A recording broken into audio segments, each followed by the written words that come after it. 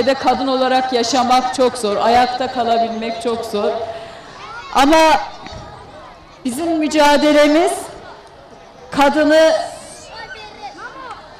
kadının da bir insan olduğunu, kadının da erkek gibi haklarının olduğunu ve onun da insanca yaşaması için koşulların yaratılması gerektiğini savundu ve biz Kürt kadınları özellikle mücadelede çok önemli şeyler başardık. Özgürlük mücadelesinde, barış mücadelesinde, kadının kendisi olma mücadelesinde,